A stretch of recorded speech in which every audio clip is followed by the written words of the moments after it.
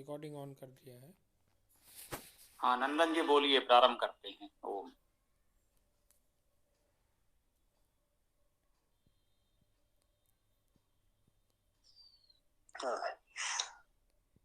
स्वामी जी, कल के वेद मंत्र में एक शब्द आया था सभा, जिसको हमने बहुत अच्छी तरह से आपके माध्यम से जाना। तो एक और शब्द है समाज, और उससे मिलता जुलता एक और शब्द है समझ। तो जिस प्रकार हमने सभा शब्द को समझा, ऐसे ही समाज और समझ शब्द को भी हम समझना चाहते हैं। ओम।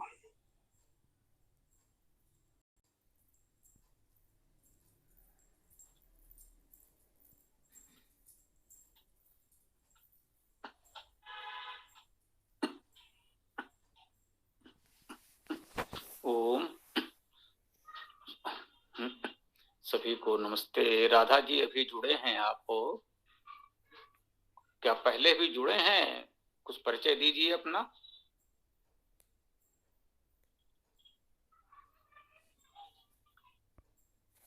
राधा जी कुछ बोलना चाहेंगे, कुछ परिचय देंगे?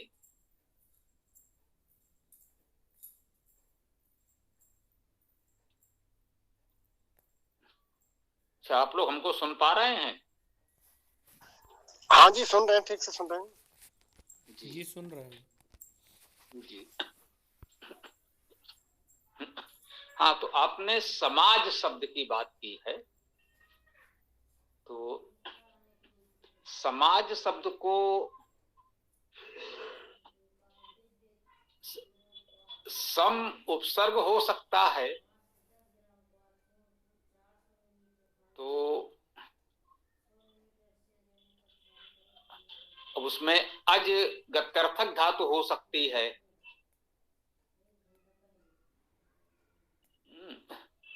जैसे समिति भी इसी प्रकार बन रहा है, सम उपसर्ग और ई गत्यर्थक धातु है समिति, और उसी का एक व्यापक रूप हम लोग व्यवहार में कहें तो समाज होता है। समाज में ही कुछ समितियां बन जाती हैं। तो समाज को इसी प्रकार से ले सकते हैं, सम उपसर्ग सम्यक रूपेण, और अज गत्यर्थक धातु है। तो एक समूह, समुदाय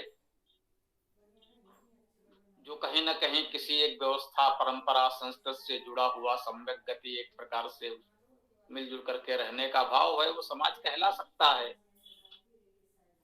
शाब्दिक रूप से तो उसको हम इसी प्रकार से कह सकते हैं, जैसे हमने कहा समित शब्द भी लगभग वही है, सम उपसर्ग और ई गत्यर्थक धातु है, उसी से समित भी बन गया है।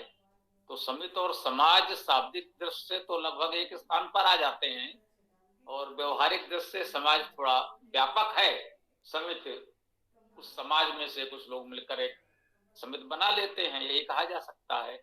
ओम।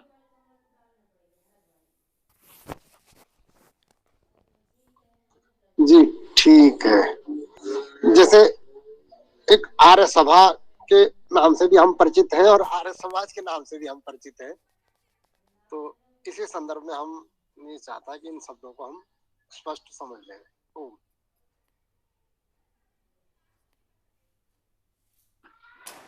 हाँ, तो ये बिल्कुल ठीक बात है। देखिए, यहाँ भी बात लगभग वही आ रही है। आर्य समाज तो कह सकते हैं एक बहुत व्यापक परिवेश में है ना।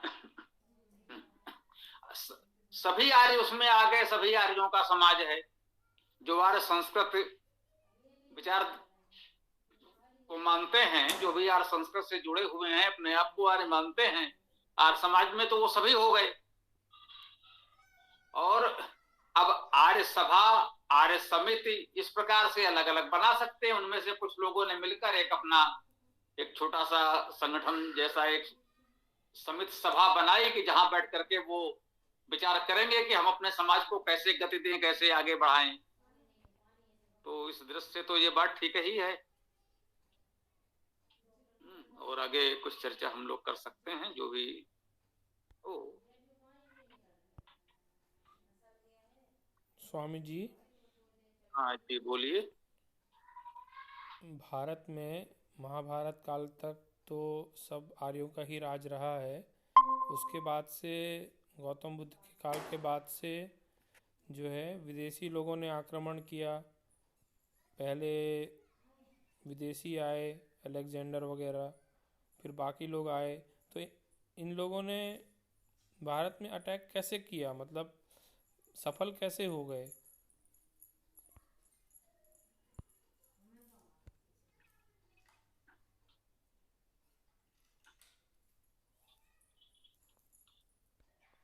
पहले मुसलमान आए, मुसलमानों ने राज किया।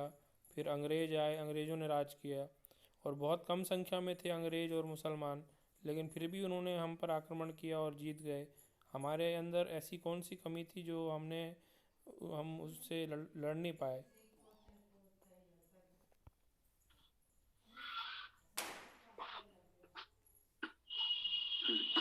जी, ये महत्वपूर्ण प्रश्न है और इस पर हमें विचार अवश्य करना चाहिए।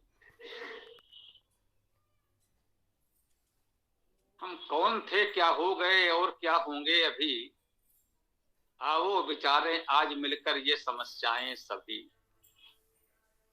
महत्वपूर्ण प्रश्न है कि हम क्या थे, क्या हो गए और अब क्या होंगे। अगर हम लोग वास्तव में सच्चे मन से इस पर विचार करेंगे तो हम सही दिशा में पहुंच सकेंगे। अन्यथा लोगों के विचार सोच की अपनी अपनी दिशाएं हैं। अधिकांश तो ऐसा लगता है जैसे वो स्वयं को भ्रम में डालना चाहते हैं, स्वयं को भ्रम में रखना चाहते हैं। तो इसमें तो एक तो ये कह लें, जैसे जो हम कहते हैं महाभारत काल तक, अब ये आपने कहा तो इसमें थोड़ा सा ये संशोधन यूं कर लें। उसके बाद आपने सीधे कहा कि अलेक्जेंडर सिकंदर जो भी आया, तो महाभारत काल से और सिकंदर के समय तक लगभग 3000 वर्षों का अंतर है ना। एक तो हमें इस बात को ध्यान रखना चाहिए, महाभारत का सिकंदर से तो दूर दूर तक कोई संबंध नहीं है। 3000 वर्षों का अंतर है, जो बहुत होता है। तो महाभारत काल में जो कुछ था उसका सिकंदर के समय से कोई लेना देना नहीं है। 3000 वर्षों में कितना परिवर्तन हो जाता है। तो महाभारत काल की परिस्थिति जो भी रही हो, महाभारत काल तक कथित रूप से आर्यों का राज्य था या क्या था नहीं था, वो विषय बिल्कुल अलग हो गया। हमने केवल इतना कहा कि महाभारत काल से और सिकंदर के आने तक लगभग 3000 वर्ष होते हैं, और ये 3000 वर्ष बहुत होते हैं, थोड़े नहीं होते। तो तब तक तो व्यवस्था बिल्कुल अलग थी। महाभारत काल की व्यवस्था से और सिकंदर के समय की व्यवस्था से कोई आपसी संपर्क, तालमेल जोड़ने का प्रयास करना व्यर्थ है। एक बात तो ये।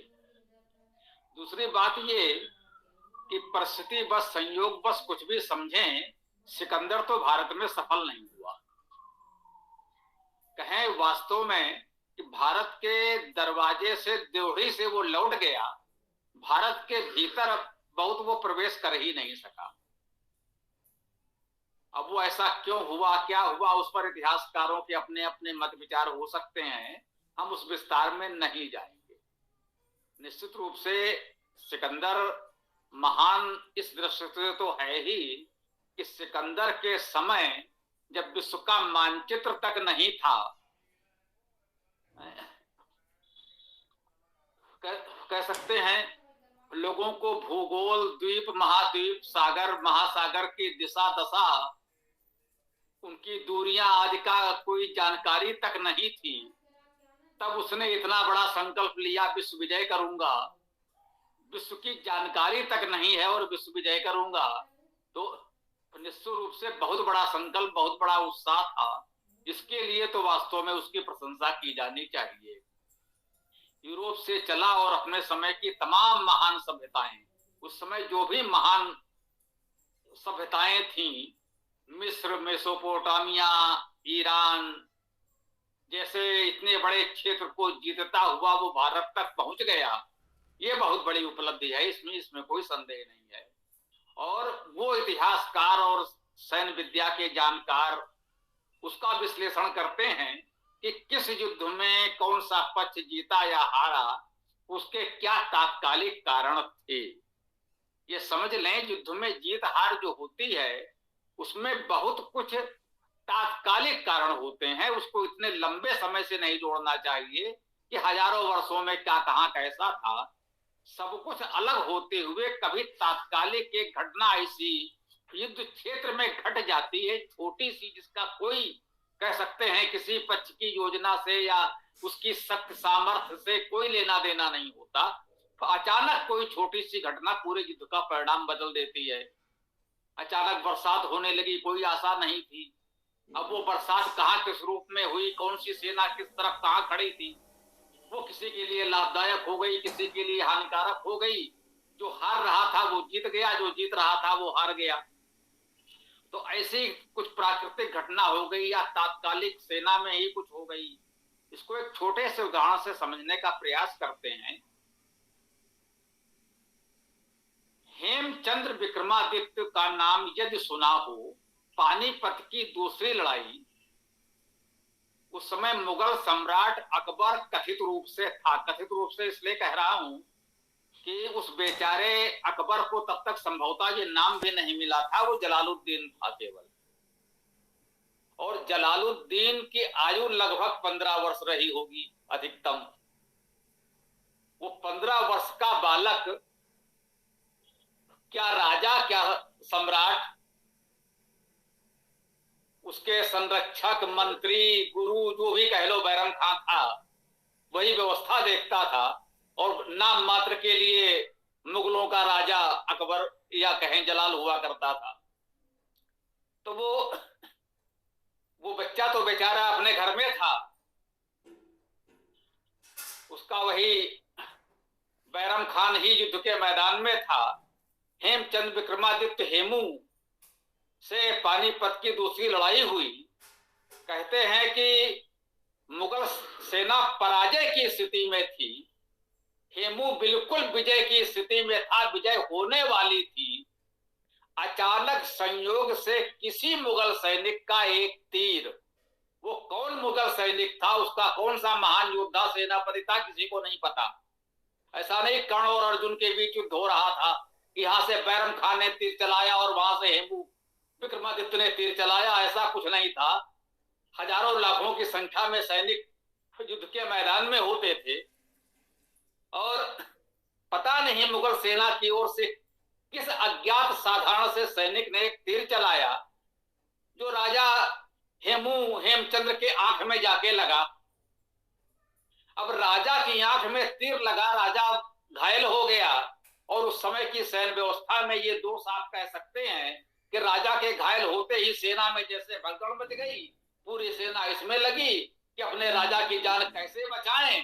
पूरे युद्ध की रणनीति, सैन्य व्यवस्था सब ध्वस्त हो गई और हारती हुई मुगल सेना विजयी हो गई, जीतते हुए हेमू पराजित हो गए। अब इसमें आप युद्ध का कौन सा कारण ढूंढेंगे कि हेमचंद विक्रमादित्य की सेना में, उसकी शक्ति में, उसकी रणनीति में कौन सा गुण दोष था, या मुगल सेना में कौन से गुण दोष, कौन सी शक्तियां थी? तो ऐसा कुछ नहीं था। एक तात्कालिक साधारण सी ये घटना हुई। इसका विपरीत हो सकता था, अगर बैरम खां इसी तरह से अचानक घायल हो जाता, हो सकता है मुगल सेना इसी तरह से हड़बड़ी में आ जाती। तो पानीपत का दूसरा युद्ध जिसने भारत के इतिहास को लंबे समय के लिए एक दिशा दे दी, वो इस साधारण सी अचानक हुई घटना से तय हो गया। तो इसका उल्लेख हमने केवल इसलिए किया कि यहां पर किसी रणनीति की सफलता या विफलता नहीं है, किसी सेना की शक्ति या दुर्बलता नहीं है। युद्ध हो रहा है, दोनों पक्ष के लोग तीर तलवार चला रहे हैं, संयोग से किसी अज्ञात सैनिक का तीर विपक्ष के राजा के ही आंख में जा लगा। उसने तो उसको लक्ष्य करके तीर संभवतः छोड़ा भी नहीं होगा।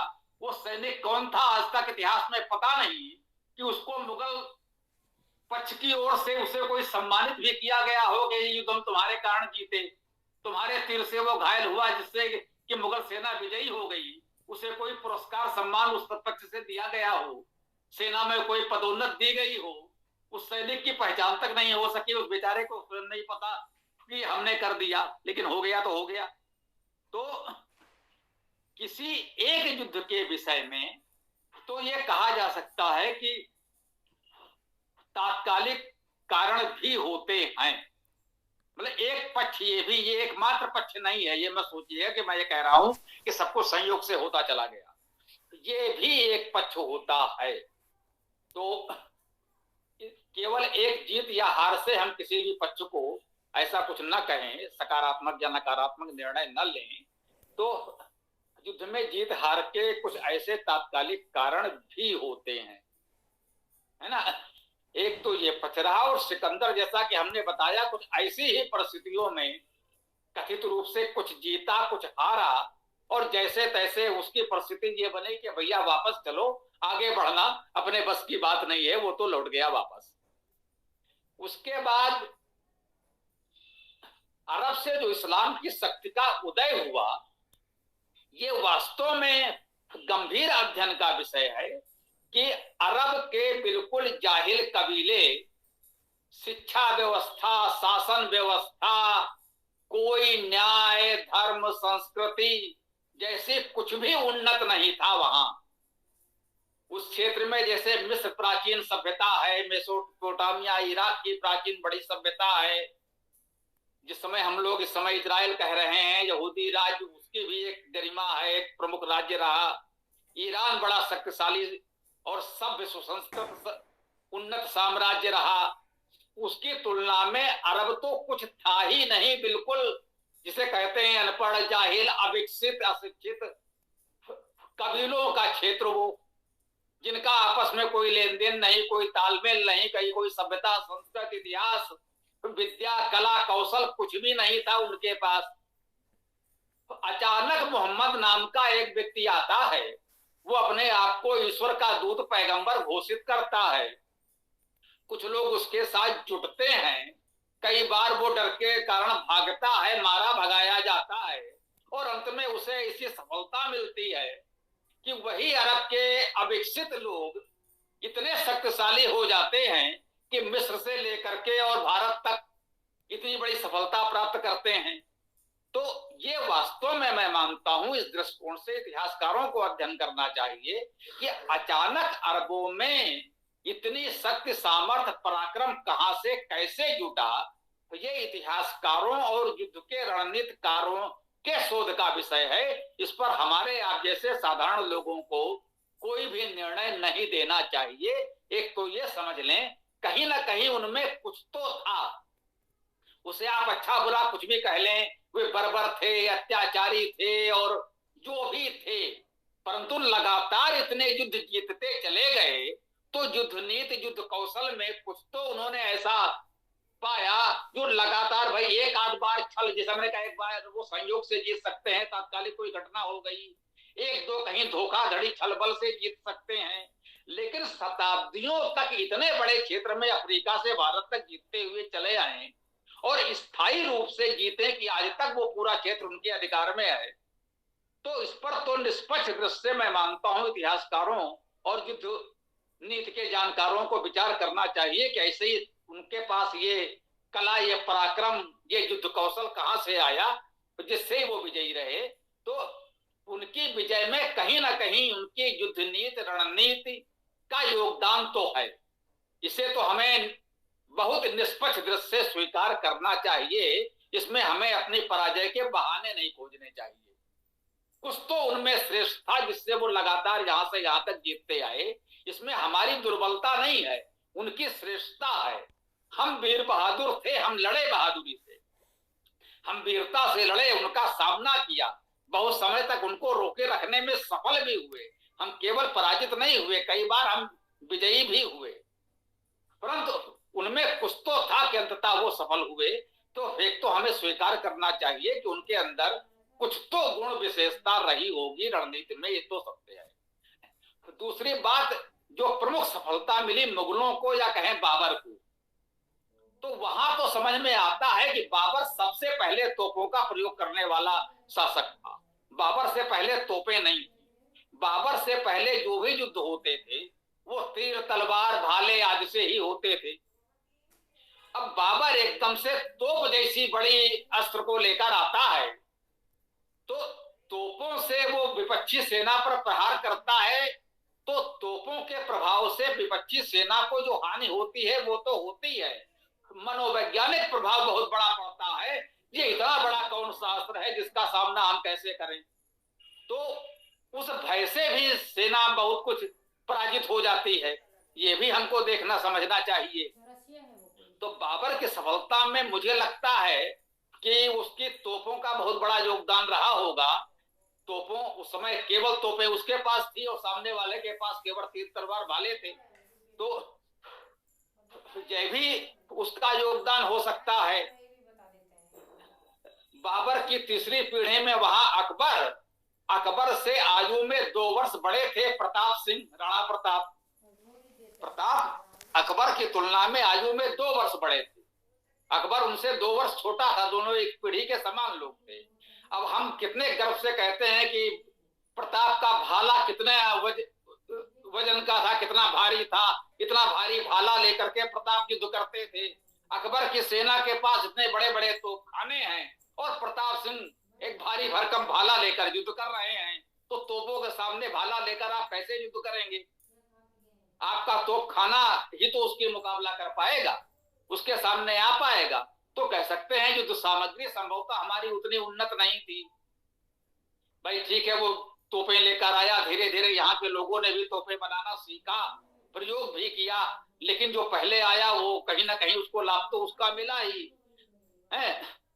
प्रताप सिंह भाला लेकर लड़ रहे हैं, हम बड़े गर्व से कह रहे हैं झांसी की रानी लक्ष्मीबाई दोनों हाथों से तलवार चलाती हुई, घोड़े की लगाम दांतों से दबाए हुए युद्ध कर रही है। बाबर तोपे लेकर आता है, अंग्रेज के सैनिकों के पास, साधारण सैनिकों के पास बंदूकें हैं, और हमारी महारानी तलवार चला रही हैं युद्ध के मैदान में, तो कितनी भी वीरता साहस हो, हम कैसे विजयी होंगे? तो ये देखना होगा। कहीं ना कहीं युद्ध की तकनीक में तो हम वास्तव में बहुत पीछे रहे मुगलों की तुलना में और अंग्रेजों की तुलना में। 300 बंदूकों के साथ क्लाइव ने बंगाल जीता था, केवल 300 बंदूकधारी सैनिकों के बल पर इतने बड़े साम्राज्य को उसने जीत लिया। उसमें कुछ कूटनीति भी थी, कुछ छल बल भी था, उसने विपक्ष के सेनापति को अपनी ओर मिला लिया था। ये सारे रणनीतियां तो युद्ध में हमेशा सदैव से चलती आई हैं। महाभारत में भी हुआ, रामायण काल में भी हुआ, विभीषण को इस तरह मिला लिया गया तभी लंका का युद्ध जीत पाए। महाभारत काल में भी इनको उधर उनको उधर मिलाने जोड़ने तोड़ने के प्रयास होते ही रहे। तो ये सब तो चलता ही रहा है, प्रत्येक पक्ष प्रयास करता है उस तरफ के कुछ लोग हमारी ओर हो जाए तो हमें सरलता होगी, लेकिन कहीं ना कहीं ये तकनीक भी विजयी रही। तो जय पराजय के बहुत से कारण होते हैं। निष्कर्ष रूप में मैं यही कहना चाहता हूं कि युद्ध में जीत हार के अनेक कारण होते हैं, कोई एक सीधी सी लकीर नहीं खींची जानी चाहिए कि हमारे इस दोष दुर्गुण के कारण या उनके इस गुण के कारण ऐसा हो गया। लंबे इतिहास में विविध कारण रहे और उस पर हमें इतिहासकारों को निर्णय करने के लिए छोड़ देना चाहिए। जिज्ञासु के भाव से उसको आप पढ़े, समझे, विचार करें, अच्छी बात है। तो ये ठीक बात थी, काफी समय हुआ इस पे, तो अब आगे हम लोग किसी और विषय को लेकर भी बढ़ सकते हैं। धन्यवाद स्वामी जी।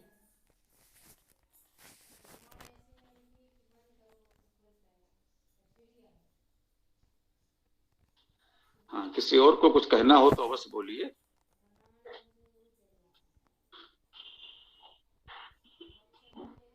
जी, कोई प्रश्न हो, कोई विचार हो, रखे हैं, नए जुड़े हो या पुराने साथी हो, सभी लोग बोल सकते हैं। नए लोग कोई संकोच न करें, बोलें। क्या ईशा पुत्र जी पुनः कुछ कह रहे हैं तो बोलिए। स्वामी जी, इसका आध्यात्मिक कारण भी हो सकता है क्या? जैसे कि हमारे शास्त्रों में बताया गया है कि मूर्ति पूजा नहीं करनी चाहिए, हमको जो है सर्वव्यापक ईश्वर की ही उपासना करनी चाहिए। और मुसलमान और जो अंग्रेज हैं वो मूर्ति पूजा चूँकि नहीं करते थे, इसीलिए उनके पास मतलब उस तरीके से ज़्यादा उनका वो होगा बल। मूर्ति पूजा करने के कारण हम कमज़ोर सिद्ध हुए, क्या ये कारण माना जा सकता है आध्यात्मिक कारण के रूप में? नहीं। यह समस्या का अति सरलीकरण करना और वही है अपने आप को भ्रम में रखने की बात कि अरे भाई बस वो मूर्त पूजा के कारण हम हार गए। तो सत्य से भागने का प्रयास है ये, और कुछ नहीं है।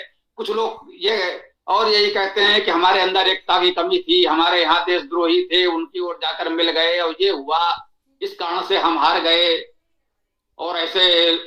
तो ये सब केवल सत्य से भागने का प्रयास है। समस्या का इतना सरलीकरण न करें।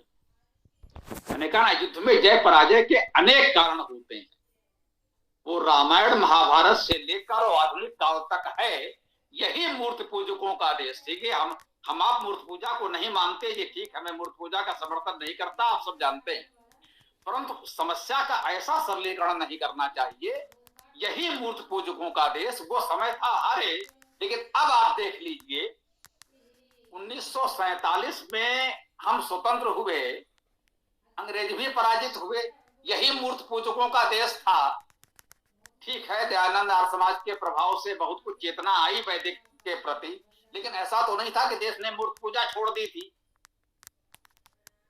गणेश उत्सव तिलक ने प्रारंभ किया, वो मूर्ति पूजा का और प्रचार प्रसार करना ही था, लेकिन कहीं ना कहीं लोगों को एकत्र करने, राजनीतिक चेतना जगाने में उसकी भूमिका भी थी। स्वतंत्रता संग्राम आंदोलन में माना जाता है। तो ऐसा नहीं है। यही मूर्ति पूजकों का देश एक बार जगा किसी नेतृत्व में, किसी भी रूप में, जब पूरा देश एक साथ एक लक्ष्य के साथ उठ खड़ा हुआ, तो उस मूर्ति पूजा करते हुए भी हम विजयी हुए। जिनके राज्य में सूर्य नहीं डूबता था, आज वो सूर्य देखने को तरसते हैं। मैं मूर्ति पूजा नहीं करते, हम मूर्ति पूजा करते हैं। आज स्थिति यह है कि ब्रिटेन का प्रधानमंत्री एक भारतीय मूल का हमारा सनातनी व्यक्ति है। हम लोग बिना सेना के वहां पर इस स्थिति में पहुंच गए। वो भी मूर्ति पूजक है जो उनका प्रधानमंत्री है आज, वो कोई आयुर्वेदिक तो नहीं है। तो वो भी स्थितियां हमने देखी, और 47 के बाद भी हमने देखा जो मूर्ति पूजा के विरोध में अभियान चलाने निकले थे, उन कथित इस्लामी शक्तियों को, पाकिस्तान को हमने कितनी बार किस किस तरह से पराजित किया। हमारी सेना में भी मूर्ति पूजक होते हैं, पुजारी होते हैं, अधिकांश सैनिक मूर्ति पूजक हैं हमारे। लेकिन इन्हीं मूर्ति पूजा करने वाले सैनिकों ने पाकिस्तान को कितने बार पराजित किया। तो समस्या का इतना सरलीकरण नहीं करना चाहिए। देखिए, धर्म संस्कृत अध्यात्म के रूप में जब हम चर्चा करेंगे तो हम कह सकते हैं कि मूर्ति पूजा की कोई आवश्यकता नहीं है। यदि मूर्ति पूजा के उसमें न पड़े तो हमारा जीवन अधिक सरल, अधिक उत्तम हो सकता है। मूर्ति पूजा से तमाम समस्याएं हैं सामाजिक और पर्यावरण संबंधी, वो बिल्कुल अलग विषय है। जब उस विषय पर चर्चा करेंगे तो हम इसकी चर्चा कर सकते हैं कि मूर्ति पूजा से क्या हानि क्या लाभ है। लेकिन ऐसा नहीं कि मूर्ति पूजा इतना बड़ा अपराध, इतना बड़ा पाप है कि मूर्ति पूजा करने वाले के सारे गुण व्यर्थ हो जाएंगे और वो हर क्षेत्र में पराजित ही होता रहेगा, और जो मूर्ति पूजा नहीं करता है वो सदैव विजयी होगा, शेष चाहे जितने अवगुण उनमें हो। मुसलमान मूर्ति पूजा नहीं करते, लेकिन कितने बर्बर अत्याचारी हो। उनके सेनाओं के जो नियम है कि युद्ध में जिनको जीता किस तरह से मार काट डाला गया, महिलाओं बच्चियों को उठा ले गए, उनको किस तरह से पुरस्कार की तरह सैनिकों में बांट दिया गया, ये उनके नियमों में है। ऐसा नहीं कि किसी एक व्यक्ति ने ऐसा किया हो आप उसे दोषी कहकर नकार दें। ये उनकी बाकायदा युद्ध नीति में, उनके नियमों में है। लूट में जो भी सामान मिलता है, जो भी सामग्री मिली या जो भी मिली, ये सब भी है। तो ऐसा नहीं कि उनके मूर्ति पूजा न करना एकमात्र गुण है, इससे वो विजयी हो गए। युद्ध नीति रणनीति शक्तियां उनकी कुछ तो अच्छा था जिससे जीते, ये तो ठीक है। हाँ भैया जी, आप कुछ कहना चाहते हैं तो बताइए, स्वागत है। ओम, बोलिए। पीयूष जी कह रहे थे क्या? चले गए? चलिए,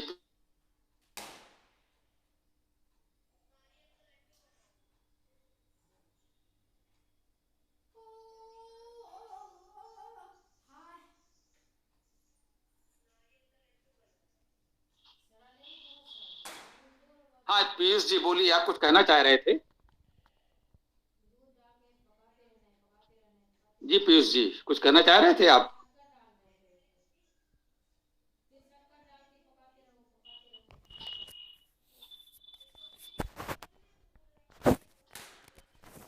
ठीक है स्वामी जी, मैं समझ गया। हाँ पीयूष जी आप कुछ कहना चाह रहे थे तो कह सकते हैं, बोल सकते हैं, अपना प्रश्न विचार रख सकते हैं। और पीयूष जी नहीं कह रहे हैं तो और लोग भी जो भी प्रश्न विचार हो रख सकते हैं। बोलिए, चर्चा को आगे बढ़ाते हैं। ओम।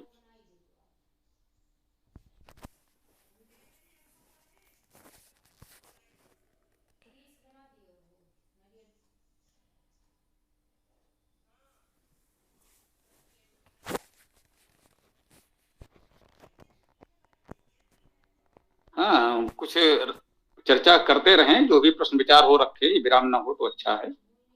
जिसको जो भी कहना हो, नए पुराने साथी बोलिए। ऐसा लगा था पीयूष जी कुछ कहना चाह रहे हैं, लेकिन यदि किसी का कोई भी प्रश्न विचार हो रखे तो फिर, नहीं तो फिर समापन की ओर बढ़ा जाएगा। बोलिए भाई, किसको क्या कहना है बताएं। ओम।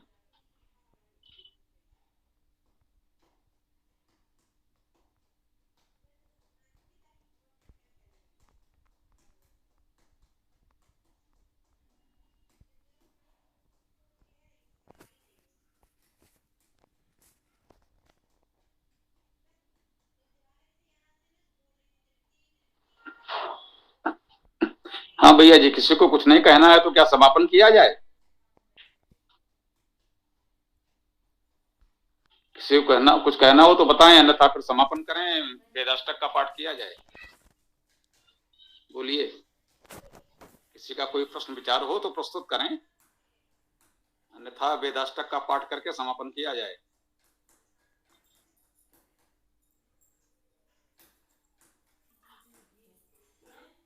हाँ भाई मनीष जी, कुछ आप बोलेंगे।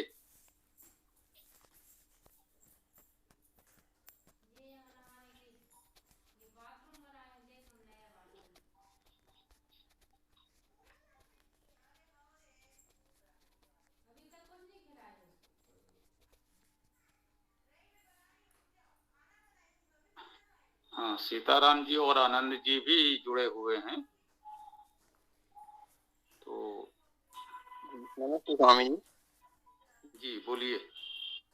स्वामी जी, अधिकांश समाज में हम जाते हैं तो अनेक प्रकार के लोगों से वार्तालाप होती है, तो उनसे अगर बात करते हैं कि एक की उपासना करना चाहिए तो वे कहते हैं कि जिसकी जैसी भावना है वो उस तरह से मान सकता है। तो अधिकतर यूं कहते हैं कि जागी रही भावना जैसी, प्रभु मूरत देखी तुम तैसी। तो इस पर कुछ बोल दीजिए, हम अलग से इसकी कारगर भी लोगों को शेयर कर देंगे।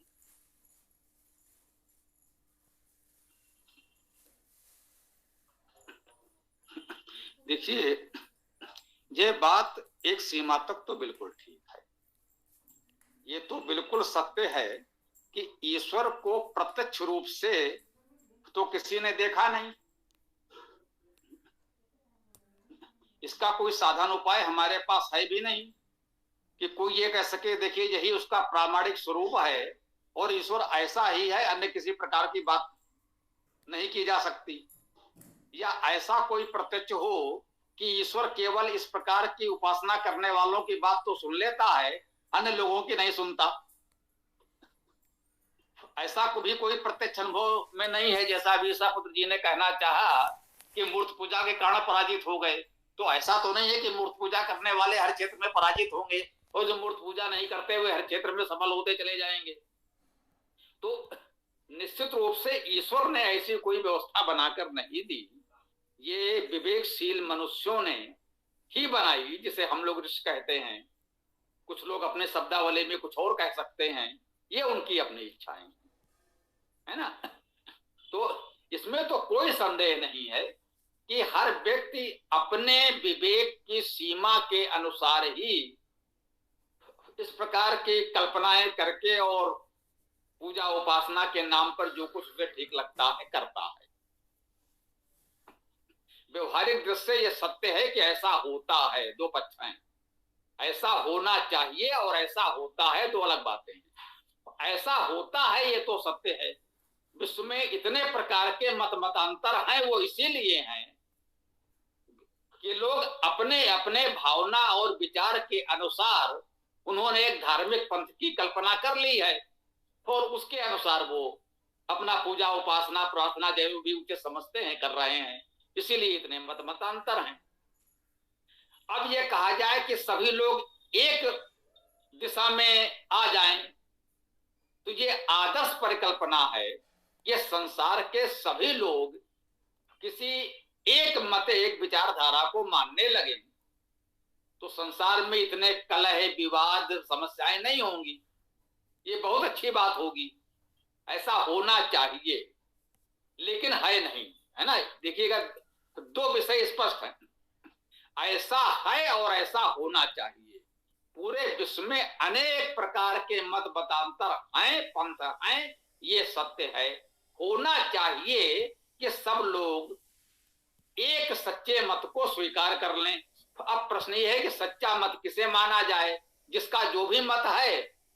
हाँ, इसमें एक तीसरा पक्ष है। एक तो ये है कि वो कहता है मेरा वाला मत ही सच्चा है, तो बाकी सारे झूठे हैं। ये चाहे जो कोई हो। थोड़ी देर के लिए हम मान लें कि आर्य समाज मानता है कि जो उसकी विचारधारा है वही सत्य है, बाकी सब झूठ है। इस्लाम कहता है कि बस हमारा मत ही सत्य है, बाकी सब झूठ है। ईसाई कहेगा हमारा बाइबल का मत ही ठीक है, बाकी सब झूठ है। तो एक तो ये है कि सबके अपने अपने मत, जो लोग मानते हैं कि भाई यही मार्ग सत्य है, बाकी सब झूठ है। एक पक्ष ये भी है।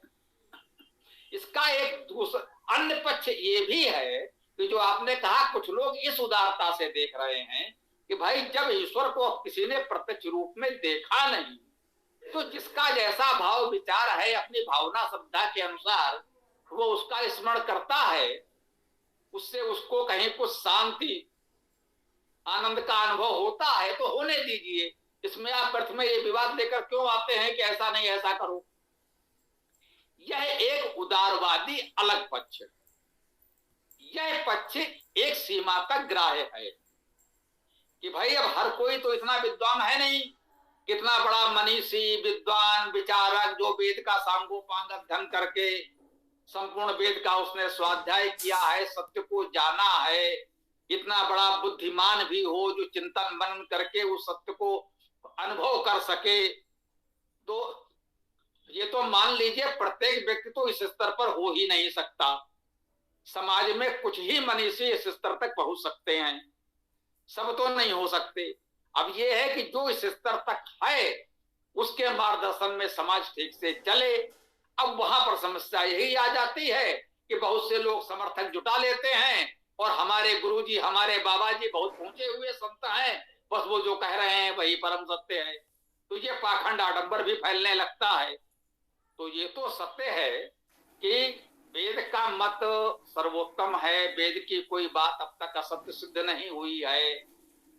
आडंबर वाले पाखंड मतों में और वेद में अंतर यही है कि वेद के लोग स्पष्ट कहते हैं कि भैया आइए बैठकर बात कर लें, आप बताइए वेद की कौन सी बात आपको असत्य लगती है, ठीक नहीं लगती है, तो कोई नहीं आता बताने। और बाकी जो लोग एक अंधविश्वास पाखंड के रूप में फैलाते हैं कि हमारे बाबा जी बड़े चमत्कारी बड़े सिद्ध पुरुष हैं, वो कभी भी इस तरह तर्कसंगत चर्चा के लिए उपस्थित नहीं होते। अरे भाई वो आपसे क्या बात करनी है, वो तो हमने प्रत्यक्ष अनुभव किया है, हमारे गुरुजी हमारे बाबा जी में इतनी दिव्य शक्तियां हैं। वो कभी भी आपसे सब प्रमाण बौद्धिक रूप से तर्कसंगत चर्चा के लिए सहमत नहीं होंगे। वो केवल प्रचार प्रसार करते रहते हैं कि हमारे बाबा जी महान है। स्पष्ट है कि वो सब पाखंड है। वेद का मत इसलिए सच्चा है कि वेद के सभी लोग स्पष्ट रूप से कहते हैं कि आइए बैठकर चर्चा कर लें कि वेद की कौन सी बात आपको ठीक नहीं लगती।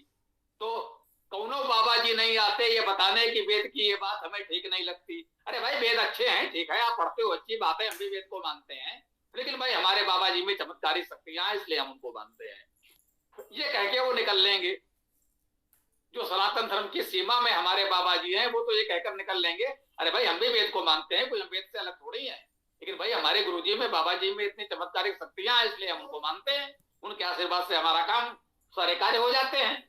तो चर्चा वो कभी नहीं करेंगे।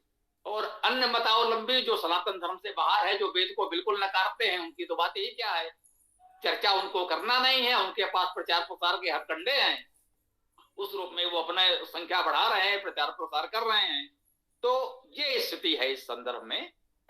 तो हमको ये रखना है कि वेद का मार्ग सत्य तो है, इसलिए कि अब तक कोई समझ नहीं आया कि वो पढ़कर बताता कि वेद की ये बात, वेद में ये बात लिखी है जो सत्य नहीं है, जो ठीक नहीं है, इसलिए वेद का मत हमें ठीक लगता है और लोग उसको माने, अपनाए। इसके लिए हमें भी प्रयास करना चाहिए, लेकिन हमें यह स्वीकार कर लेना चाहिए कि इतने बड़े संसार में इतने मतांतर हैं, सबको एक बिल्कुल तत्काल समाप्त करके एक वेद मत की स्थापना करना व्यवहारिक दृष्टि से तो अभी संभव नहीं दिख रहा है। हमें यह पक्ष स्वीकार कर लेना चाहिए, जहां तक वेद पहुंच सके, पहुंचा सके, हम प्रयास करें, हम वेद से जुड़े, लोगों को जोड़ें, वो श्रेष्ठ मार्ग है। लेकिन ऐसे कोई कुंठा न पालें, कोई ऐसा आप विचार करें कि भाई पूरे संसार के लोगों को वेद मान लेना चाहिए। ये भाई जहां तक हम पहुंचा सकेंगे अवश्य पहुंचेगा, लेकिन अब वेद अच्छा है, लोगों को पता ही नहीं, लोग कैसे मान लेंगे। व्यवहारिक उसमें अपनी समस्याएं हैं, प्रचार प्रसार के प्रयास करते रहिए। हो सकता है ईश्वर की कृपा से एक समय ऐसा आए जब पूरे विश्व में वेद को स्वीकार कर लिया जाए। मैं समझता हूं आपकी बात संभवतः पूरी हो गई हो, कुछ और हो तो कह सकते हैं। ओम। जी स्वामी जी, जैसा आपने कहा इसी तरह से मैंने चर्चा की, कुछ वृद्ध लोग थे, तो वैसे तो किसी सामान्य व्यक्ति से तो गंभीर विषय पर चर्चा नहीं करनी चाहिए, पर वो थोड़े श्रेष्ठ लोग थे समाज के, तो उनसे चर्चा किया। थोड़े समय बाद वो भाग खड़े हुए कि भैया हम इस विषय पर कुछ नहीं कर सकते, हमारा सिर दर्द करने लगा, हम तो जा रहे हैं।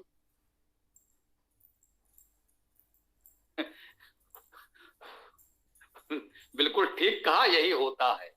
जब सत्य की बात होती है तो असत्य का सरदर्द करने लगता है, ये बिल्कुल सत्य है। क्योंकि जो अंधकार में रहने वाले प्राणी हैं वे सूर्य का प्रकाश सहन नहीं कर सकते, ये तो सत्य है। तो ये तो होता ही रहेगा। हम यही कह सकते हैं, जिनके पास थोड़ी सी विवेक बुद्धि हो उन्हें स्नेह पूर्वक, प्रेम पूर्वक समझाने बताने का प्रयास करें। उसके लिए हमने ये कहा है कि आप जिस तरह की जो भी पूजा पाठ उपासना संध्या करते हो करते रहें, आप जैसा भी पूजा पाठ करते हो करते रहें। उन्हें ये मत रोकिए कि आप ऐसा मत करो, ऐसा मत करो, ऐसा मत करो। आप जो करते हो करो, साथ में वेद भी रख लो। आप जो भी करना है आप करो, साथ में वेद पाठ भी करो। तो इस तरह से धीरे धीरे लोग वेद से जुड़ते जाएंगे, और जब वेद से जुड़ जाएंगे तो बिना आपके बताए उनकी समझ में आ जाएगा कि क्या सत्य है, क्या असत्य है, क्या उचित है, क्या अनुचित है। तो जो ठीक नहीं है उसे वो स्वतः छोड़ देंगे। अगर आप छोड़ने के लिए दबाव बनाएंगे तो फिर वो आपके विरोधी हो जाएंगे और आगे आपकी बात सुनेंगे ही नहीं। व्यवहारिक तरीका यही है कि उनको इस तरह जोड़ा जाए। जी भैया जी, आपने हाथ उठाया है तो बोलिए, कुछ जो भी कहना चाहते हो। स्वागत। ओम। स्वामी जी ओम नमस्ते जी। जी बोलिए। आवाज नहीं आ रही क्या मेरी? नहीं, हम आपको सुन रहे हैं, आप बोलिए तो। ओम। स्वामी नमस्ते। मैं ये कहना चाह रहा था, जैसे आपने ये बोला कि जैसे मान लो जो कोई भी आदमी जो जिसकी पूजा कर रहा है उसको पूजा करने से न रोके, तो आप उनको बोलेंगे, हमें बोले बोले भैया आप वेद ही पढ़ लो। बट उसमें मैंने ये करके देखा है तो वो लोग ये कहते हैं भाई वेद पढ़ तो लेते हैं, वेद पढ़ने के लिए बहुत बड़ा ज्ञान चाहिए, बहुत बड़ी बुद्धि चाहिए, बहुत बड़ा विवेक चाहिए। हम वेद पढ़ने का अधिकारी नहीं, हमारा अधिकार नहीं वेद पढ़ना, हमारी वेद समझ में नहीं आता, हम कैसे समझें, क्या समझेंगे, तो हम वेद कैसे पढ़ सकते हैं? तो इसके बारे में थोड़ा इसके लिए हो सकता है।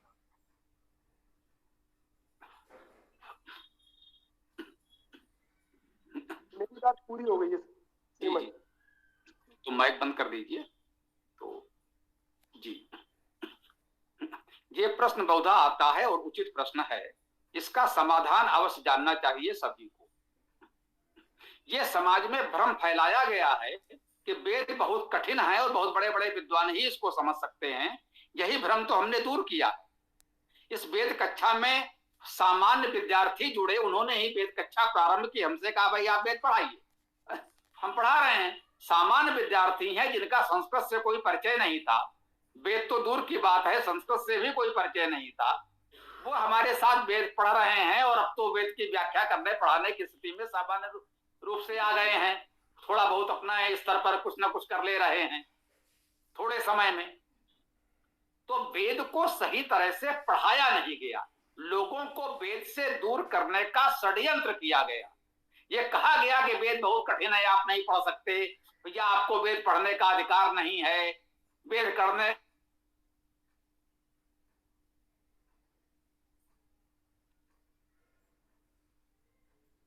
वेद विरोधी लोगों ने जानबूझकर इस तरह के षड्यंत्र किए जिससे लोग वेद न पढ़ने पाए।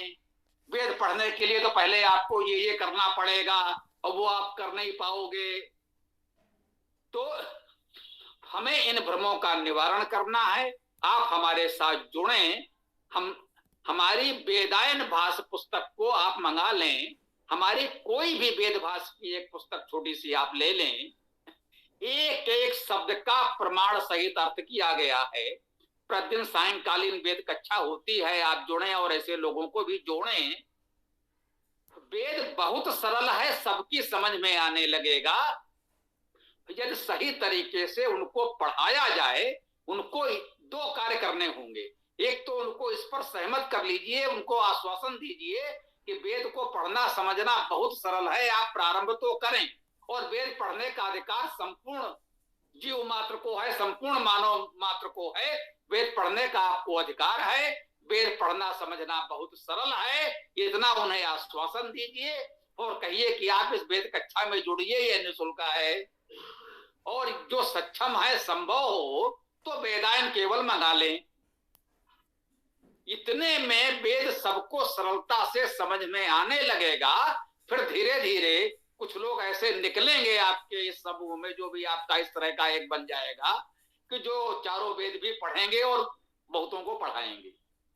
तो वेद पढ़ना बहुत सरल है, वेद हर कोई पढ़कर समझ सकता है, वेद पढ़ने का अधिकार मानव मात्र को है। इतना संदेश आपको देना है, सबको आश्वस्त करना है और उनको यथासंभव हम लोगों से जोड़ने का प्रयास करिए। उनकी और जो समस्याएं होंगी आप समाधान करें, और यदि आपको लगे कोई आवश्यक हो तो बताइए, कक्षा में जोड़िए, हम समाधान करेंगे। तो कुछ कार्य हो सकता है। संभवतः आपकी बात यदि हम समझा पाए हो, कुछ और कहना हो तो कह सकते हैं। तो मैं स्वामी जी एक बात ये कहना चाह रहा था, तुमने जैसे बोला है कि हमें वेद बहुत सरल है, बहुत सूक्ष्म है, ये है, तो वैसे वो बोलते हैं कि भाई असली वेद तो कहीं है नहीं, बाकी सब लोगों के मतांतर लिखा गया, अपने अपने मतों से लोगों ने लिखा है, जो ऋषि मुनि होगा उन्होंने लिखा है। जैसे मेरे पास स्वामी दयानंद सरस्वती के कुछ भाष्य हैं मेरे पास, मैंने उनके द्वारा उनको समझाने का कोशिश किया। तो समझाने के बाद में फिर एक और आगे थे हमारे बुजुर्ग थे, हमारे चाचा ताऊओं में, तो वो श्री रामचंद्र आचार्य, उनके भी वेद लेके आए थे। तो उन्होंने मेरे को बोला यार इसमें ये देखो अंतर, इसमें इतना अंतर है, इसमें ये अंतर है। तो बोले असली वेद तो है ही नहीं, ये सब मतलब ये है वो है, ऐसे करके जो है ना, एक मैं अकेला पड़ जाता हूँ, छोटी सी मेरी आयु, वो 35 वर्ष की मेरी आयु है। तो वो बुजुर्ग आदमी के सामने थोड़ा मुझे जो है ना झुकना पड़ जाता है, तो उनको बात को रखना पड़ता है मेरे को। तो मैं उनको समझा नहीं पा रहा हूँ, मेरे को ये ऐसा कोई वो बताए जिसको मैं उनको समझा सकूं, उनको मैं सिद्ध कर सकूं कि वेद ये असली है, कि ये क्या चीज है, क्या है। मेरी बात पूरी हुई।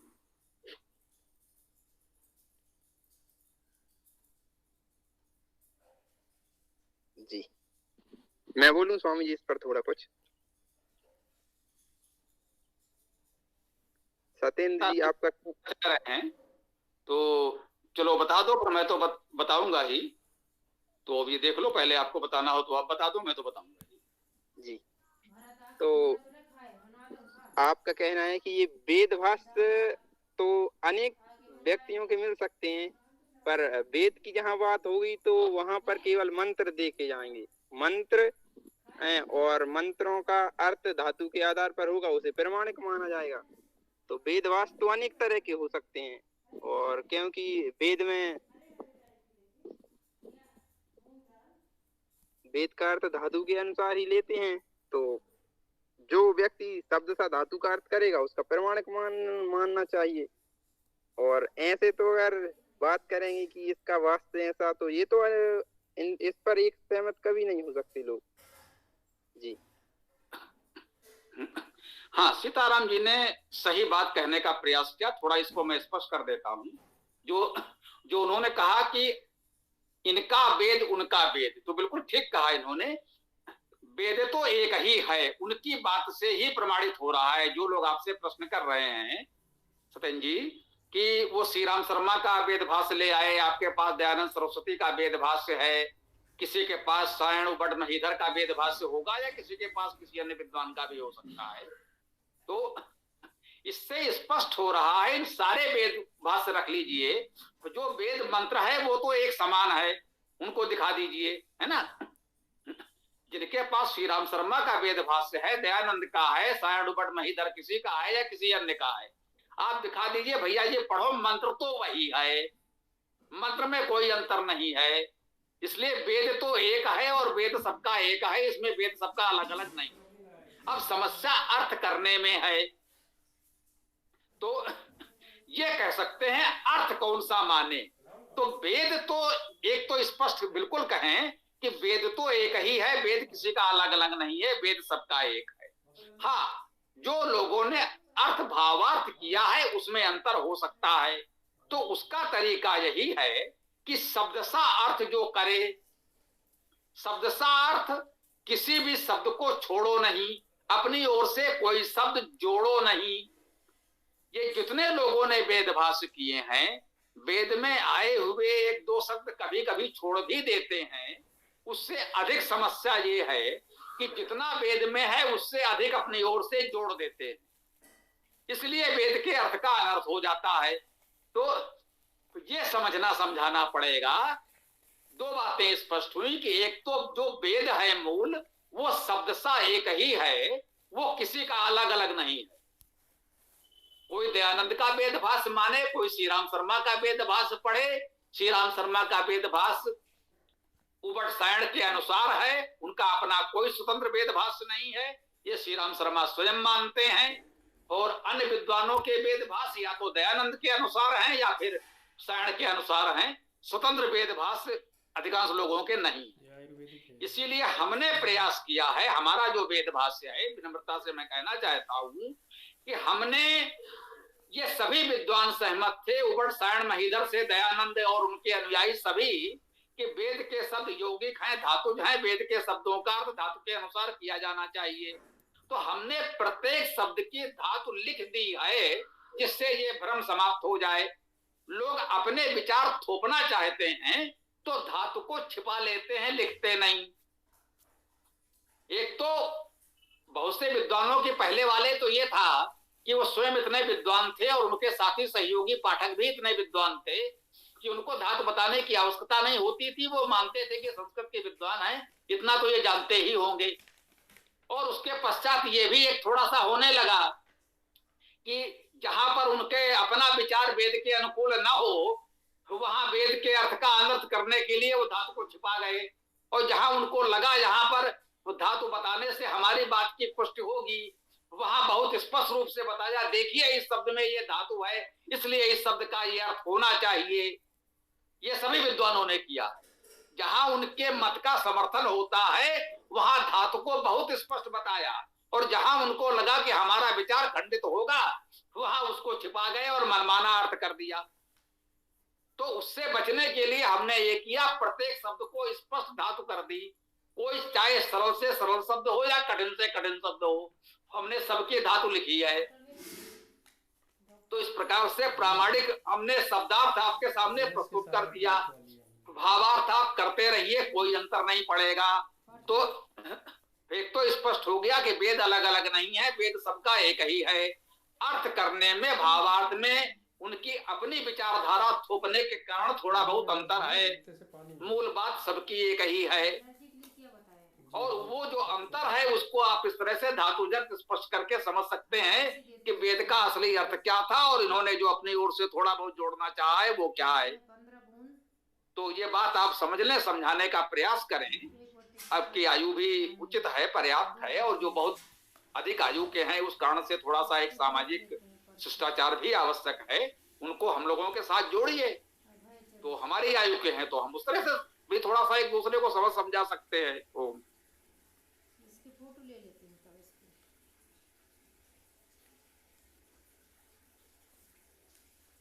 बस इतनी दवाई दी है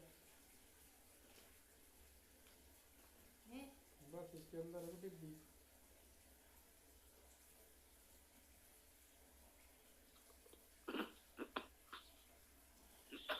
जी सत्येंद्र जी बोलिए। इसको रखे रखना, घुमाना नहीं होगा। स्वामी जी हमारे ताऊ जी एक बात पूछना चाह रहे थे कि वो ये कहना चाह रहे हैं कि हमारे जो सत्य जो हमारे ईश्वर ने जो हमारे वेद में जो बोले हैं सुना है जिस किसी को, क्या वो आज भी है वेद या फिर क्या हुआ उनको? जैसे ये कह रहे हैं मेरे से, जैसे हमारे आक्रांताओं मुगलों ने जो नालंदा विश्वविद्यालय में वेद रखे हुए थे वहां पर उन्होंने आग लगा दी थी, तो वहाँ असली वेद तो वहां जल गए थे। असली वेद कैसे हुए, कहाँ से आए, उस बारे में हमारे पास में बैठे हुए जानकारी लेना चाहते हैं, तो कृपया करके इसको स्पष्ट करें तो थोड़ा समझ में आए। जी जो भी हैं उनको बोलने दीजिए, अपने फोन से भी जुड़ सकते हैं या आपके फोन पर भी बोल सकते हैं, कोई बात नहीं है। देखिए वेद पुस्तक है जिसके लाखों प्रतियां रही होंगी और लाखों लोग थे और आज भी हैं जिनको वेद शब्दशः कंठस्थ हैं। सारी प्रतियां नष्ट हो जाएं तो वेद कंठस्थ है बहुतों को, वेद कभी नष्ट नहीं होने वाला। खोज खोज कर वेद की कितनी प्रतियां कोई नष्ट करेगा। मान लिया वैसे तो नालंदा आदि विश्वविद्यालय बौद्धों के थे, हो सकता है वहां वेद भी रखे हों, तो यदि वहां वेद की कुछ प्रतियां रखी होंगी वो नष्ट भी हो गई होंगी, तो पूरे देश के नगर नगर ग्राम ग्राम घर घर में जो वेद थे वो सारे के सारे खोज खोज कर कोई नष्ट कर सके, ये तो असंभव है। वेद या बाइबिल या गीता या कुरान कोई भी पुस्तक, आप सोचिए क्या यह संभव है? कुछ मस्जिदें कुछ चर्च जला दिए जाए तो क्या बाइबिल नष्ट हो जाएगी? कुछ मंदिर तोड़ दिए जाने से क्या वेद नष्ट हो जाएंगे? तो ये असंभव है। एक तो ये जान ले, ये व्यर्थ का भ्रम फैलाया जा रहा है। वेद जैसे थे अनादिकाल से शब्दशः सुरक्षित हैं, उसका यही सबसे बड़ा प्रमाण है कि आचार्यों के भाष्य में भावार्थ में अंतर है, परंतु जो मूल वेद मंत्र लिखा है वो शब्दशः एक ही है, उसमें कोई अंतर नहीं है। तो वेद शब्दशः सुरक्षित हैं, अर्थ को लेकर यदि कुछ अंतर है तो जो भी गंभीरता से पढ़ेगा उसको ये अंतर भी नहीं लगेगा। हम जब सायंकालीन कक्षा में उनको जोड़ने का प्रयास कीजिए, हम यही कहते हैं जब आप वेद के धातु अर्थ को समझेंगे तो आपको लगेगा इन सभी विद्वानों ने जो अर्थ किया है, जो ऊपर से देखने में अलग अलग दिखता है, मूलतः सब लोग सत्य अर्थ धातुज अर्थ वही कर रहे हैं, उसमें अंतर पड़ ही नहीं रहा। तो इस तरह से आप प्रयास करें। जो भी सज्जन कुछ कहना चाहें स्वागत है, कह सकते हैं। ओम।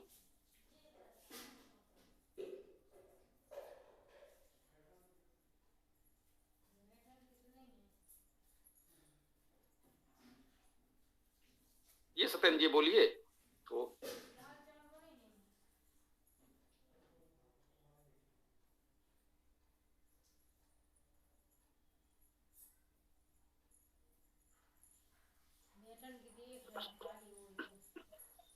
भाई सत्येंद्र जी आप या आपके साथी कुछ कहना चाहें तो कह सकते हैं, अन्य किसी को कुछ कहना हो कह सकते हैं, अन्यथा वेदाष्टक का पाठ करके समाप्त करेंगे। जी सत्येंद्र जी बोलिए। स्वामी जी कुछ नहीं, यहाँ पे बैठे हुए ये मेरे ताऊ जी वगैरह बुजुर्ग आदमी, इनके पास मोबाइल चलाना नहीं आता है। तो मैंने कल आपको कल जो आपकी मीटिंग जो चल रहा था हमारे वेदांत 7 को 7:30 से 8 बजे तक का, वो मैंने सुनाया था। तो मैंने इनको सुबह ये बोला था कि अगर आपको सुनना हो तो 11 बजे आ जाना, तो इसलिए मैं 11:30 बजे जुड़ पाया आपसे, क्योंकि थोड़ा लेट सेट हुए थे, इनको थोड़ा ध्यान नहीं था। तो आज ये जुड़े हैं, इनके पास मोबाइल है नहीं, अगर जब तक मैं इनके पास हूँ तब तक ये आपसे जुड़ते रहेंगे। बाकी मैं इनकी बातों को आपके द्वारा अपने द्वारा आपको पहुंचा रहा हूँ, बस ये है। जी आप बहुत अच्छा कार्य कर रहे हैं, आपको बहुत बहुत साधुवाद। ऐसे ही वेद का प्रकाश हम लोगों तक पहुंचा सकते हैं। तो और किसी साथी का कोई प्रश्न विचार हो तो रख सकते हैं, अन्यथा समय भी हमारा हुआ। और वेदाष्टक में हम लोग चारों वेदों के प्रथम और अंतिम मंत्रों का पाठ करते हैं। कम से कम चारों वेदों के ये 8 मंत्र लोगों तक पहुंच जाएं, लोगों को स्मरण कंठस्थ हो जाएं, ये प्रयास हमारा है। तो किसी साथी का कोई प्रश्न विचार हो तो रख सकते हैं, अन्यथा हम वेदाष्टक का पाठ करके समापन करें। बोलिए ईसापुत्र जी। ओम। मम्मी मोहन स्वामी जी, ये दर्शन शास्त्रों में ऐसा क्यों लिखा है कि ये संसार दुख से भरा हुआ है, कोई भी सुखी नहीं है?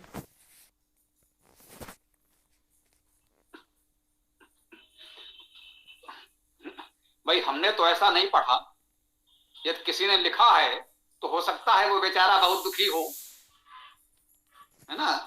लिखने वाले ने अपने पीड़ा अपने दुख व्यक्त कर दिए होंगे, तो किसी एक पुस्तक में किसी एक व्यक्ति के द्वारा लिखी गई बात कोई परम धर्म तो नहीं हो जाती। हमारे लिए वेद ही परम धर्म है और वेद में ऐसा कहीं नहीं लिखा है। तो इसलिए हम लोग ऐसे बातों से भ्रमित ना हो। हमारा तो जीवन आनंदमय है, वेद तो हमको सुख में आनंद में रहना सिखाता है। सब लोग आनंदमय रहें, और ऐसे कुछ लोगों के विचार हो सकते हैं, उनसे भ्रमित ना हो, हम यही कहेंगे। और अब चाहे तो सीताराम जी हैं हमारे साथ, यही मुख्य संचालक हैं कक्षाओं के। सत्यन जी कुछ कह रहे हैं क्या? धन्यवाद स्वामी जी। स्वामी जी मैं एक बात ये कहना चाह रहा हूँ, क्या पर्सनल बात मैं आपसे कोई शेयर कर सकता हूँ? बिल्कुल कोई पर्सनल जिज्ञासा है उसको क्लियर कर। हाँ बिल्कुल कर सकते हैं। देखिए पर्सनल बातें दो प्रकार की हो गई। जैसे एक तो जो साप्ताहिक सत्र हमारा है वो है ही उन्मुक्त खुला सत्र है, इसमें कोई अनुशासन नहीं है। सायंकालीन कक्षा में केवल उस मंत्र के विषय में हम लोग प्रश्न करते हैं, है ना। तो यहाँ उस रूप में तो खुला मन चाहे कर सकते हैं, लेकिन अब लगता है निहायत बिल्कुल व्यक्तिगत ऐसी कोई बात है तो भैया फिर व्यक्तिगत ही बात कर लीजिएगा।